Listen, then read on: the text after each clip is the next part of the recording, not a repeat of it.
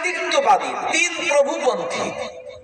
4 নম্বরে যারা প্রভু প্রভু অসংখ্য প্রভু মানে, অসংখ্য দেবতা মানে, অসংখ্য মাবুদ মানে, এদেরকে বলা হয় বহুবাদী। কি বলা হয়? বহুবাদী মানে বহু প্রভুর পন্থী। 5 নম্বরে হচ্ছে দেয়ার ইজ নো গড, নাস্তিকবাদী, যারা কোনো প্রভুকেই বিশ্বাস করে না, তাদেরকে বলা হয় নাস্তিকপন্থী, নাস্তিকবাদী। তাওহীদবাদী, দ্বৈতবাদী, তিক্তবাদী, বহুবাদী, নাস্তিকবাদী। কয় প্রকার হলো? 5 প্রকার। এই 5 প্রকারের মধ্যে 1 নম্বরে যারা আছেন, যারা এক প্রভুকে বিশ্বাস করে, এক আল্লাহকে বিশ্বাস করে মাবুদ হিসাবে, মাশুক হিসাবে, ক্ষমতার একমাত্র উৎস হিসাবে, মানুষের সারা সমগ্র জগতের প্রতিপালক হিসাবে, স্রষ্টা হিসাবে, একমাত্র শুধুমাত্র কাকে বিশ্বাস করে? আল্লাহ, এক আল্লাহকে বিশ্বাস করে, এদেরকে বলা হয় তাওহীদপন্থী, আল্লাহর দলের মানুষ। এরা হচ্ছে উলাইকা হুম হিজবুল্লাহ, এরা হচ্ছে আল্লাহর পক্ষের দল। জোরে বলেন সুবহানাল্লাহ, সুবহানাল্লাহ। এই এক মাবুদকে মানার পক্ষ ছাড়া বাকি যত প্রকার হলো দ্বৈতবাদী, তিক্তবাদী, বহুবাদী এবং নাস্তিকবাদী, এই 4 দলের উপরে আল্লাহ পাকের লানত এবং অভিশাপ।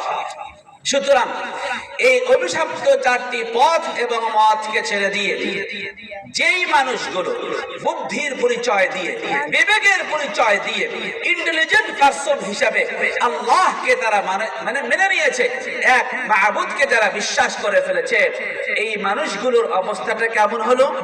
যে সমগ্র পৃথিবীর সমস্ত অভিশপ্ত মতগুলোকে ছেড়ে দিয়ে, যেখানে প্রায় 600 কোটির উপরে মানুষ যে মতকে গ্রহণ করেছে, সেই মতকে ছেড়ে দিয়ে যেই মানুষগুলো অল্প কিছু হওয়ার পরেও, অল্প সংখ্যক হওয়ার পরেও সাহস নিয়ে তারা এক আল্লাহর উপরে ঈমান আর একই রাস্তা রেখে, বিশ্বাস রেখে মুসলমানের দলভুক্ত হয়েছে, এই মানুষগুলোর পরিস্থিতি কেমন হলো?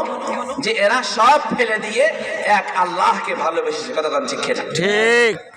আচ্ছা বলেন তো, যে মানুষগুলো এত কোটি কোটি মানুষের মধ্যে থেকে নিয়ে বের হয়ে এক আল্লাহকে ভালোবাসা ডিক্লেয়ার করলো, আল্লাহ তাআলা আরশে আজিমে বসে এই মানুষগুলোকে ভালোবাসবেন না বাসবেন না? বাসবে না? বাসবো। মনে করেন এই গ্রামে অনেকগুলো আলেম আছেন, মুফতি আছেন, মুহাদ্দিস আছেন, হাফেজ কোরআন আছে, এর মধ্যে থেকে আপনারা একটা মসজিদ